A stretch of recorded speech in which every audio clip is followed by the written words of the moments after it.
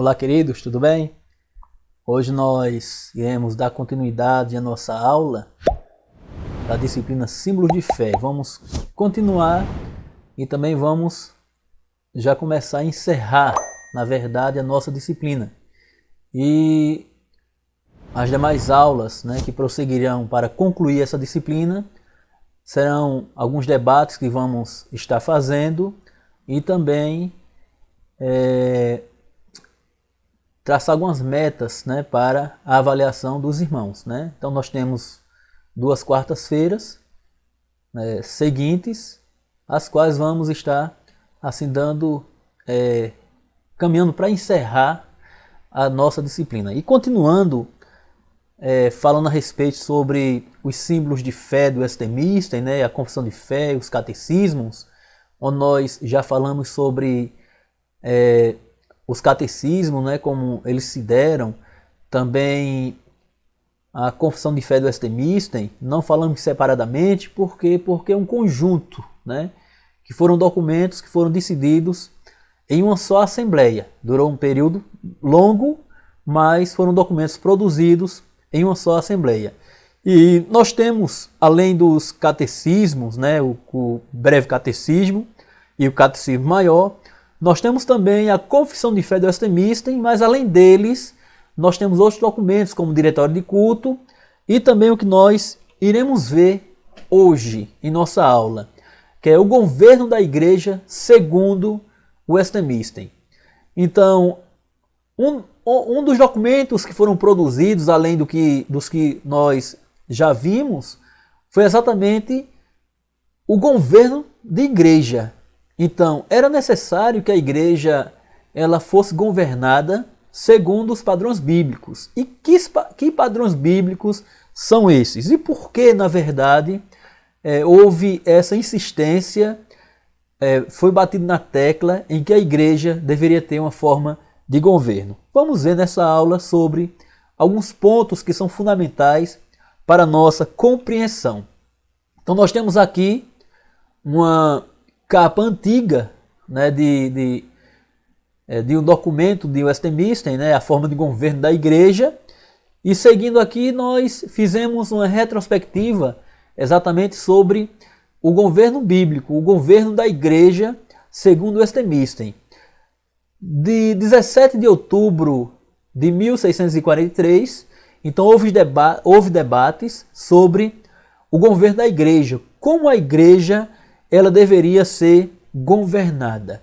Quem deveria governar a igreja? Será que existiria um sistema de clero, um sistema de bispo, de episcopos, ou seja, governantes, diretores, supervisores? Então começou a haver o debate, porque o modelo de governo regente da Inglaterra era exatamente o governo episcopal. Então começou-se a questionar essa forma de governo. No dia 8 de novembro de 1644, então, esse documento sobre a forma de governo, já pré-definido, ele foi enviado para o parlamento apreciar, para o parlamento inglês avaliar. E no dia 30 de abril de 1646, a Câmara dos Comuns começou a analisar esse documento sobre a igreja, sobre o governo da igreja. E observamos aqui que essa análise ela tem uma visão jus divino, ou seja, com base na lei de Deus. O que é que a lei de Deus falava a respeito do culto? Como Deus queria ser adorado? Como Deus estabelecia a forma de culto? Então, meus amados,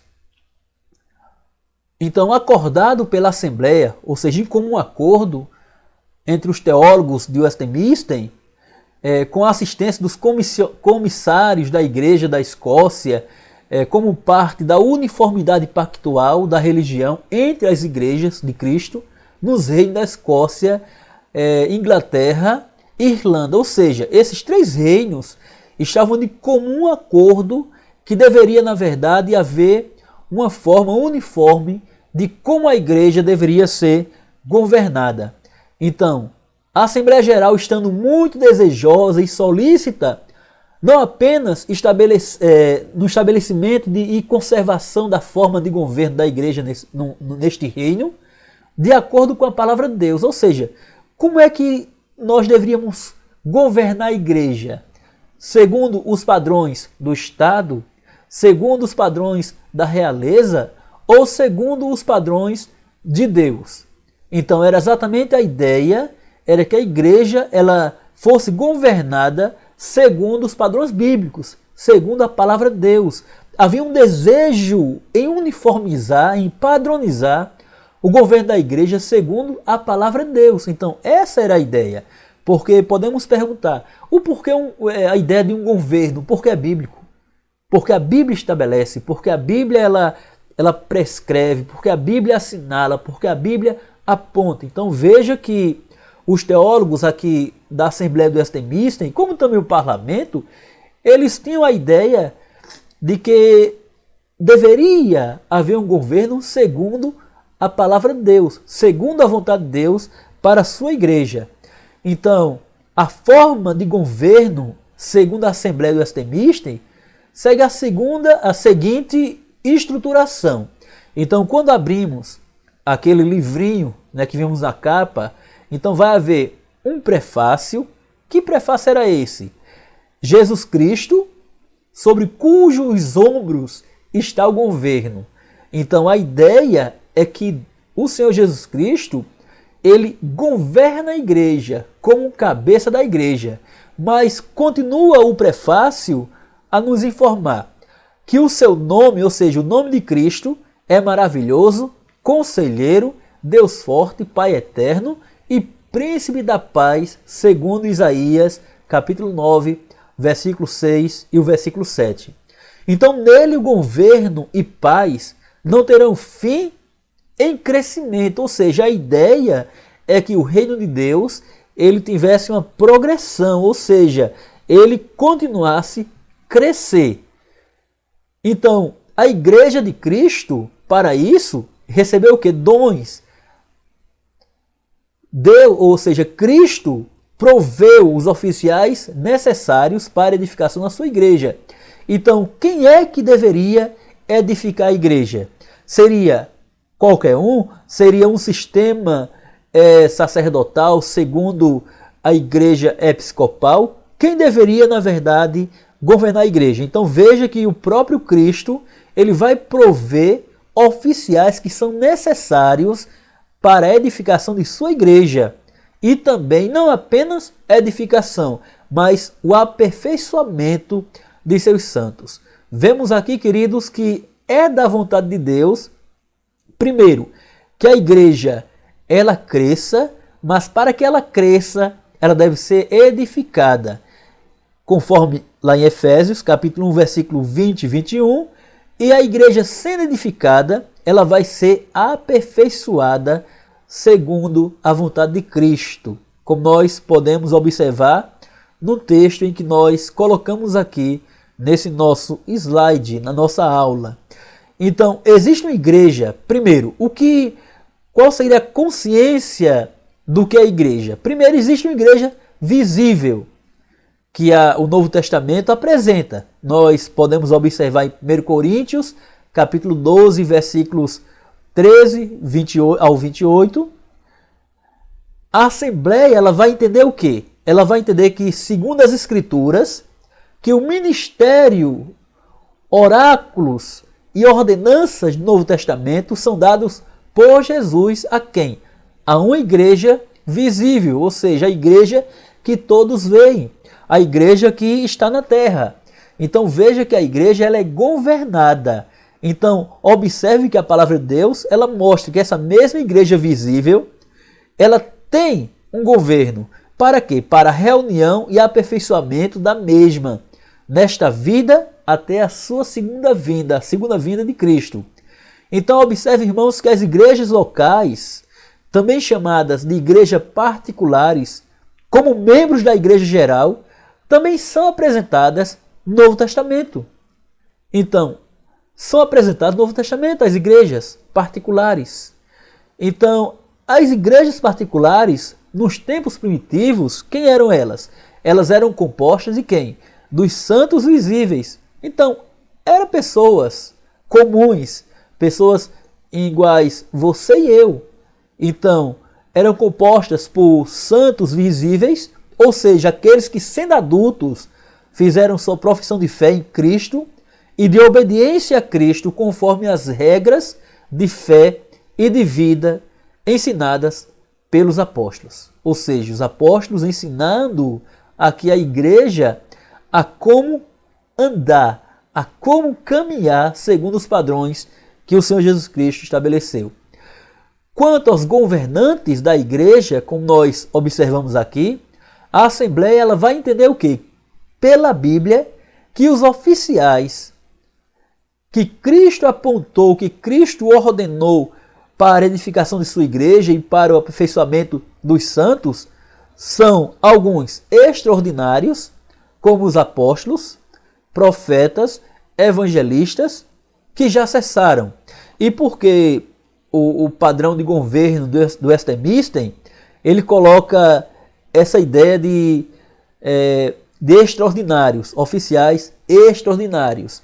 Porque nós vemos hoje em dia alguns se denominando apóstolos. E quando vamos estudar quais são as exigências para que uma pessoa ela seja considerada apóstolo, um dos requerimentos é que essa pessoa seja uma testemunha ocular do Senhor Jesus Cristo, que tenha visto Jesus Cristo, que tenha contemplado a sua ressurreição e quando ele foi assunto aos céus. Então, aqui nós observamos que era um requerimento obrigatório para que uma pessoa ela fosse denominada apóstolo, ou seja, ela fosse chamada ao apostolado. Perceba que Paulo, antes Saulo, um grande perseguidor dos cristãos, o homem que foi pedir carta ao sumo sacerdote para perseguir os crentes em Damasco, ele contempla Jesus Cristo quando ele vai a caminho de Damasco, ele cai do cavalo, ele vê a luz, ouve o Senhor Jesus Cristo falar, lhe dando orientações, lhe dando obrigações a fazer. Então perceba que o primeiro requisito da mudança de Saulo, o perseguidor, para Paulo, o apóstolo, é que Paulo ele viu Jesus Cristo, ele testemunhou de Jesus Cristo, foi testemunha ocular de Cristo. Então veja que ele foi um oficial extraordinário. Então perceba, irmãos, os profetas, porque nós vemos hoje muitas pessoas se denominando profetas. Hoje esse ofício em algumas igrejas, segundo o pensamento de muitos, ainda existe. É comum observarmos alguém se dirigir a outra pessoa como profeta. Olha, fulano é um profeta, mas perceba, o profeta ele é um oficial extraordinário. E evangelistas que foram comissionados, chamados para aquele momento. Nós não estamos querendo dizer aqui que o ofício ou o chamado para evangelismo ou para evangelista, ele cessou, porque a igreja de Cristo em nossos dias, ela é evangelista. Por quê? Porque ela prega o evangelho, ela evangeliza, ela tira pessoas que estão encarceradas no pecado e traz para o reino da luz. Então, mas segundo o modelo aqui do Novo Testamento, esse ofício, por assim dizer, evangelista, cessou. E nós temos também os oficiais ordinários. O que quer dizer isso, irmãos? Que continuam até o dia de hoje. Quem são eles? Eles são perpétuos.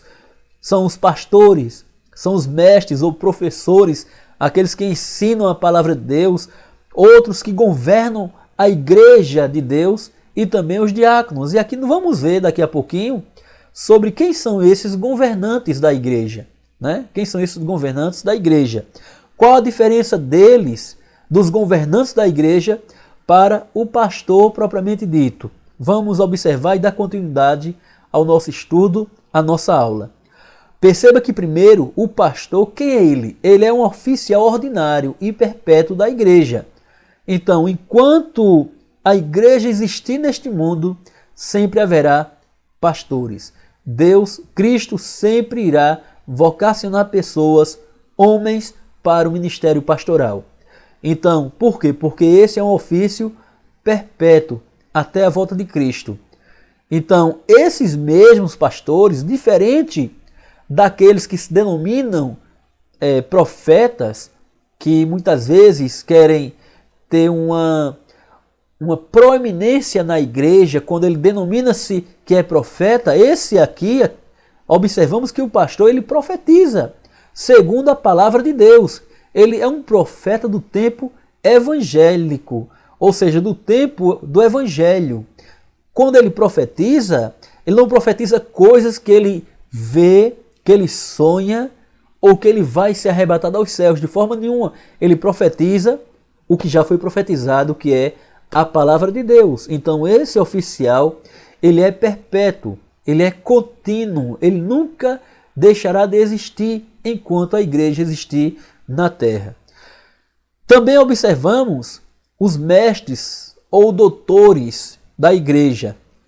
Esses homens são professores, homens que estudam a palavra, que trabalham com exegese, trabalham com tradução de textos, e eles vão trazer isso mastigado, por exemplo, o doutor, para a igreja, para que os mestres possam ensinar nos seminários, para que os pastores possam pregar em suas igrejas. A Escritura apresenta o nome e título de mestre da mesma maneira que o de pastor. Ou seja, ele é um oficial, ele também é um pastor. O mestre ou doutor é do mais excelente uso em escolas e universidades, como antes nas escolas dos profetas em Jerusalém, como por exemplo a escola de Gamaliel, escola de profetas, o doutor Gamaliel, o qual ensinou a Paulo, o qual ele vai testemunhar mais na frente que ele estava aos pés de Gamaliel sendo instruído por ele. Então observam, amados irmãos, que este aqui, o mestre ou o doutor, eles são mais específicos em universidades religiosas, como no caso os seminários que nós temos hoje, que há pastores que são doutores em teologia e há mestres em teologia, mestre em divindade e por aí vai. E entre os oficiais ordinários, que são estabelecidos pela palavra de Deus, o estabelecimento dos presbíteros governantes, e aí o que eu falei antes, os presbíteros dentro da igreja, por exemplo, a igreja presbiteriana, nós temos os oficiais, que são presbíteros e diáconos, mas entre os presbíteros, há o presbítero docente, é aquele que está no púlpito, é aquele que trabalha integralmente para pregar a palavra de Deus, é aquele que diz que não é lícito que deixemos de pregar a palavra e a prática da oração para poder servir às mesas. Então, é aquele que vai se dedicar à pregação do ministério pastoral, o qual os membros observam estes e o chamam de pastor. Mas quando observamos o presbítero, o qual muitos dizem, olha, tem um pastor e tem um presbítero. Aquele presbítero é o governante, é o presbítero regente, o que rege a igreja, junto com um conselho de presbíteros, junto com um colegiado de presbíteros. E entre esse governo, entre esse colegiado, também está o presbítero docente, que é um oficial da igreja. Ele faz parte desse colegiado. Então observe, irmãos, que esse presbítero governante, ele vai tratar com o governo da igreja, como a igreja ela é governada. Então, os diáconos foram observados e subscritos pelos teólogos de Westminster na então Assembleia em curso. Ou seja, tanto os presbíteros como os diáconos foram observados a sua importância para a igreja do Senhor Jesus Cristo. Os presbíteros, observamos que Cristo foi quem instituiu o governo e os governantes eclesiásticos na igreja. Então Cristo ele não só estabeleceu, mas ele equipou a alguns de sua igreja, a parte dos ministros da palavra, com dons para o governo e com a comissão de executá-los. Cabe observar aqui que muitas vezes a igreja, ela para manter o seu colegiado, o seu status de igreja que é governada por um conselho, muitas vezes ela vai eleger uma pessoa para o presbiterato que não tem dom, que não tem conhecimento, que não tem um dom para o governo. Então, observe que o que os teólogos do Westminster, eles vão observar, eles vão estudar que esses presbíteros que são ordenados, eles devem ter dom para o governo e com a comissão de executá-los quando forem chamados a isso. Ou seja, quando forem chamados ao governo. O que farão em associação com o ministro no governo da igreja? Aquilo que eu falei. Por eu ser presbítero, regente, eu não sou superior ao ministro do evangelho, o ministro da palavra. Então veja que o ministro da palavra também governa, ele vai acumular, de qualquer forma, o dom de governo. É claro que, como presbiterianos, nós trabalhamos com o conselho. Então o que o conselho decide, dentro de Deus, é o melhor para a igreja. Então esses oficiais, queridos irmãos, eles são comumente chamados, nas igrejas reformadas, de presbíteros, que a palavra grega, que é presbiteróis, traduzindo é ancião. E quando falamos em ancião, nós imaginamos o velhinho, né, o idoso, né, olha, o ancião. E algumas igrejas, elas têm a ideia de que o idoso, ele é um ancião, por isso ele é um presbítero. Mas observe, irmãos, a ideia de ancião é aquele homem que tem uma experiência, é aquele homem que tem maturidade, é aquele homem que tem governo, é aquele homem que tem ensino, que tem exemplo.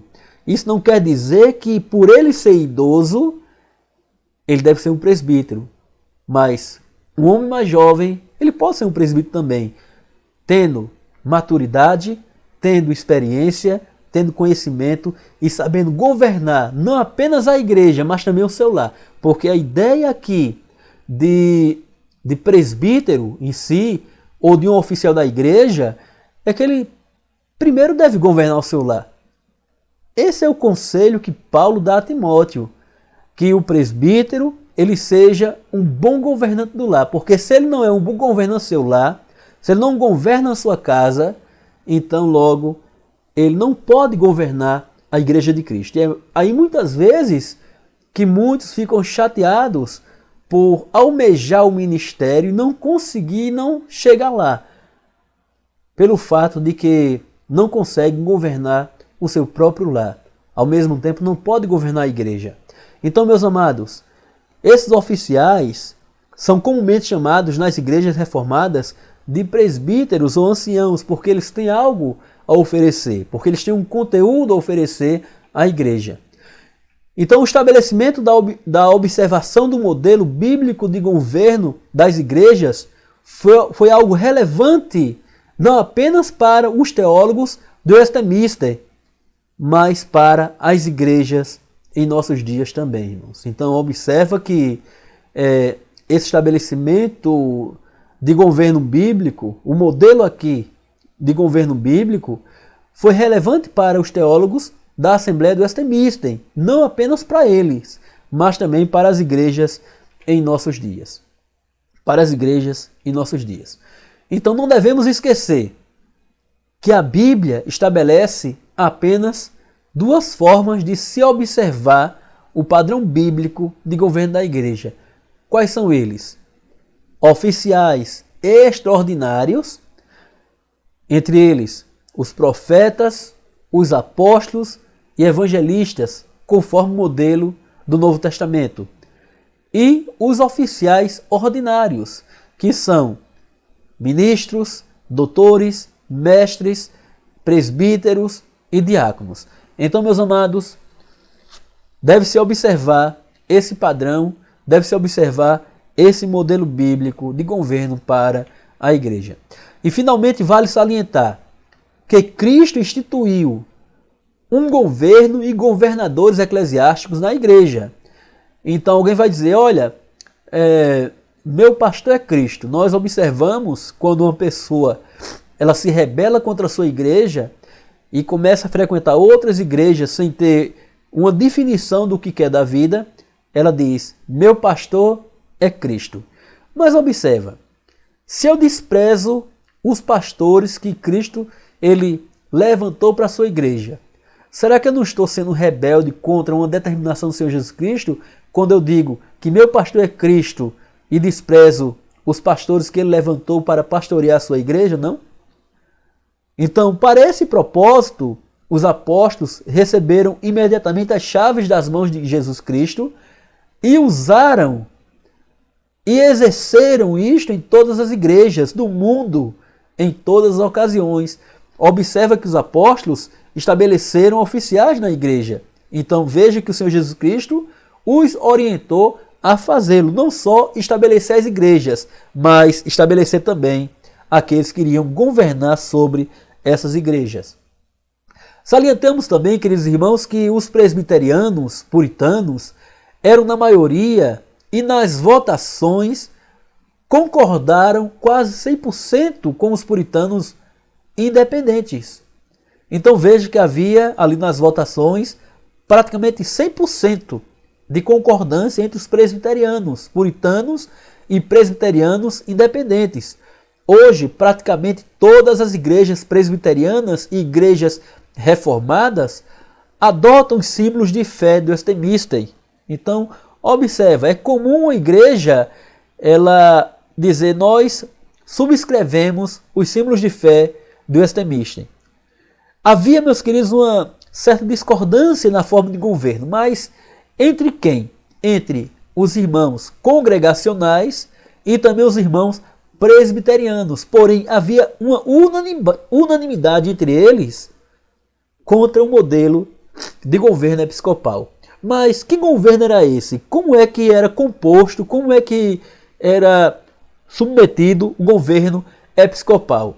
Então observe que a forma de governo episcopal foi um sistema que predominou na parte oriental da igreja, que se associou ao governo do Império Romano e por isso foi chamado de casaropapismo, ou seja, associado aqui, cesaropatismo. César, imperador romano, com o Papa, o chefe da Igreja Católica Romana, né? O Supremo Pontífice, que é conhecido, que é reconhecido pelos fiéis da Igreja Católica, Supremo Pontífice, né? Então o sistema episcopal, queridos, apresenta uma representação piramidal, hierárquica, ou seja, ao cabeça ali, né? E vai descendo até chegar à sua base. Então, na qual as esferas superiores, que está lá no topo da pirâmide, têm autoridade e ingerência sobre as esferas inferiores, que estão na base. Então, para se ter uma ideia e para dar um exemplo, observamos aqui no nosso gráfico. No sistema episcopal, nós temos no topo da pirâmide o arcebispo, que exerce autoridade sobre muitos bispos. E esses bispos, eles têm autoridade sobre uma diocese. O que é uma diocese, queridos? São várias igrejas locais sobre a jurisdição de um bispo. Então note a pirâmide aqui.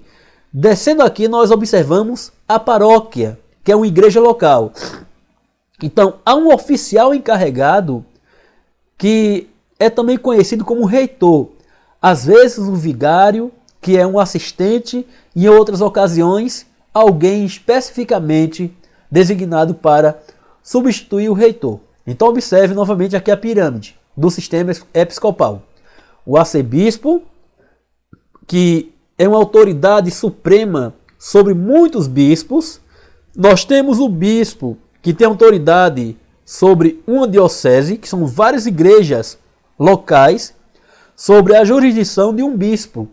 E nós temos a paróquia, que por sua vez é regida pelo reitor. Foram muitos anos de lutas, queridos, muitas perseguições, para que nós tivéssemos documentos que atestassem dentro das verdades bíblicas como as igrejas reformadas iriam ser governadas e ensinadas de forma doutrinal. A Assembleia do Westminster nos deixou um legado histórico e comprovadamente escriturístico. Então, falamos em nossas aulas anteriores que esse discurso de dizer que os símbolos de fé do Westminster despreza a Bíblia e muitas vezes alguém vai abraçar mais esses símbolos do que a própria Bíblia, isso é conversa. Porque para o bom estudioso da Bíblia, ele vai entender que esses símbolos de fé, que são catecismos, confissão de fé e algum outro documento, eles têm respaldo na Bíblia. Quer dizer, irmãos, para serem confeccionados, houve debate, mas a Bíblia estava aberta para conferir aquilo que a Bíblia estava orientando, estava dizendo. Então, note que esses símbolos de fé que nós estamos aqui estudando, eles têm respaldo bíblico. Eles têm respaldo bíblico. Não é nada antibíblico. Quem por acaso despreza a Bíblia e abraça apenas os símbolos de fé como se fosse a Bíblia, está errado. Se houver algum caso dessa natureza. Mas observamos aqui que a ideia é que esses símbolos de fé, eles têm sustentação na própria palavra de Deus.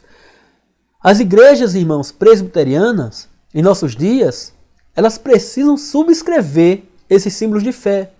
Elas precisam dizer, olha, nós subscrevemos os documentos de Westminster.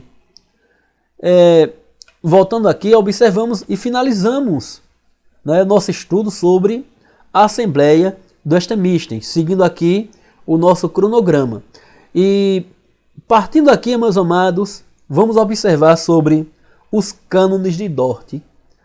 O que foram esses cânones de Dort? Note que o ano aqui que nós observamos é 1619, e lá embaixo nós temos 1618, por haver a prévia dessa reunião, por assim dizer, e foi até 1619, mais ou menos um ano, o período ali. A Assembleia de Westminster ela durou mais, porque foram mais documentos, foram mais análises, foram observar os 39 artigos da igreja inglesa e segue-se aí. Mas observamos aqui, queridos irmãos, que após a morte de Jacobus Arminius, ou para alguns, Jacob Arminio, uns anos depois da morte dele, os seus seguidores ou os seus adeptos publicaram um documento chamado Remonstrância. Esse documento, queridos irmãos, eles resumiram em 5 pontos para rejeitar o calvinismo clássico. Então, observaram esse documento aqui, chamado Remonstrância, como escreveram ou construíram para rejeitar o calvinismo clássico. E em contrapartida, o parlamento convocou o quê? Um sínodo para resolver a controvérsia ali dos calvinistas e dos arminianos. Observamos que o sínodo de Dort ele teve 180 sessões, que se estenderam do dia 13 de novembro de 1618 a 29 de maio de 1619. E com base nos relatórios, documentos das delegações, uma comissão de 9 membros redigiu os cânones que condenaram as ideias dos arminianos e afirmaram as convicções reformadas e calvinistas. Mas a pergunta é, e que convicções eram essas, irmãos? Passando adiante, observamos que os cânones de Dort eles vão abordar 5 tópicos doutrinários em 59 artigos, o qual nós não vamos aqui transcrevê-los. Os irmãos devem pesquisar, devem estudá-los. Mas, como resumo, observamos aqui, amados, que esses 5 pontos, eles tratam sobre a predestinação divina, que é negada ainda pelos arminianos Os arminianos dizem o seguinte: nós temos livre arbítrio integral. Nós decidimos se queremos ser salvos ou não queremos ser salvos. Então, há essa ideia, né, que perdurou até os dias de hoje. Segunda coisa, irmãos, a morte de Cristo e a redenção do homem. Havia a ideia de por que Cristo morreu. Cristo morreu apenas pelos eleitos, ou Cristo morreu pela humanidade toda.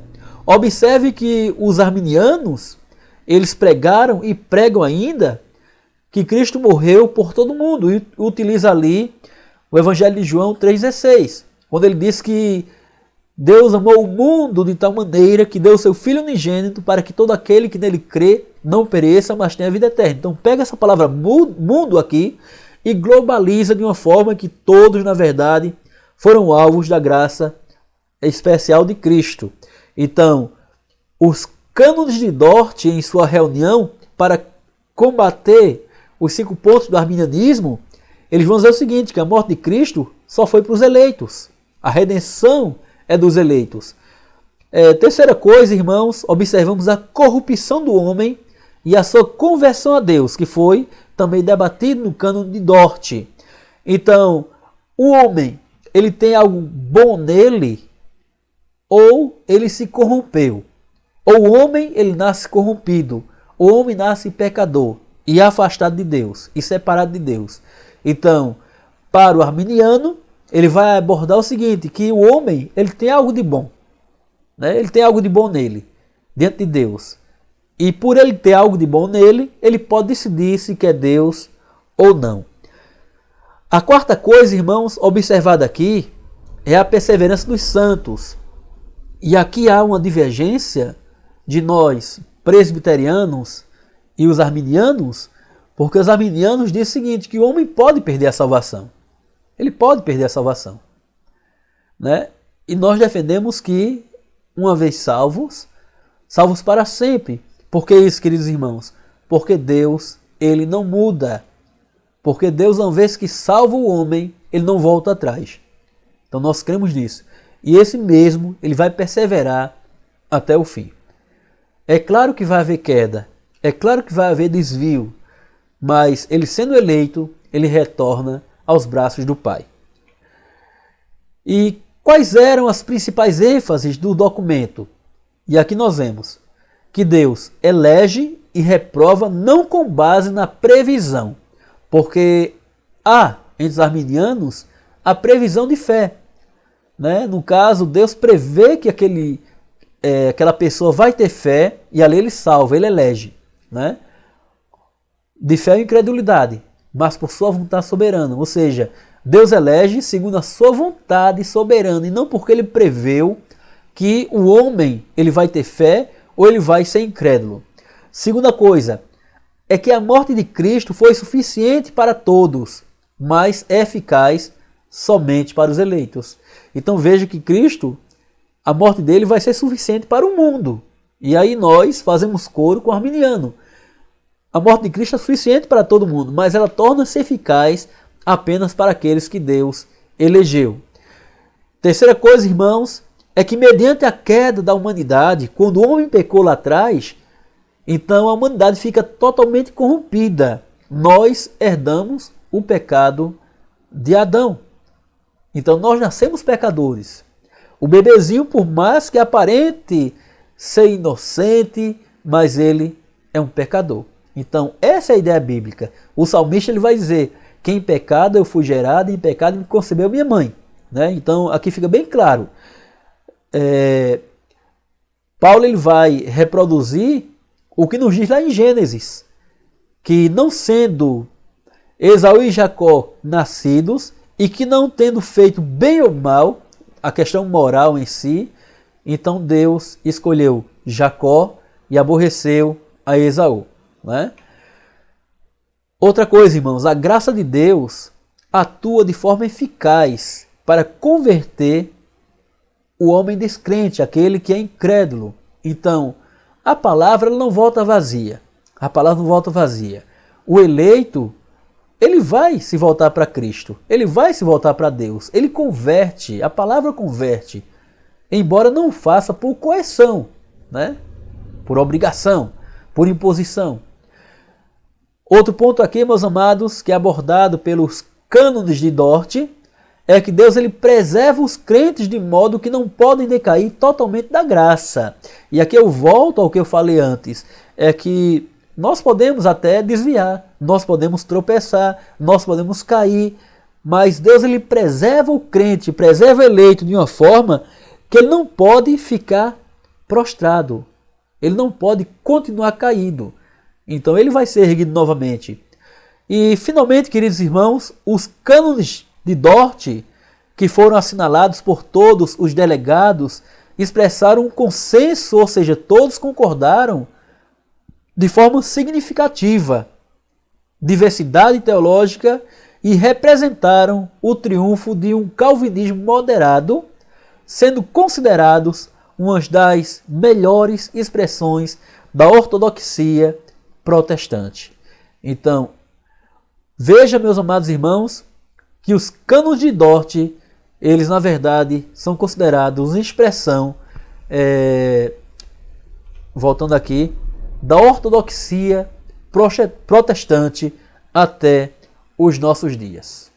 Então, que Deus, pois, nos abençoe e que possamos, de fato,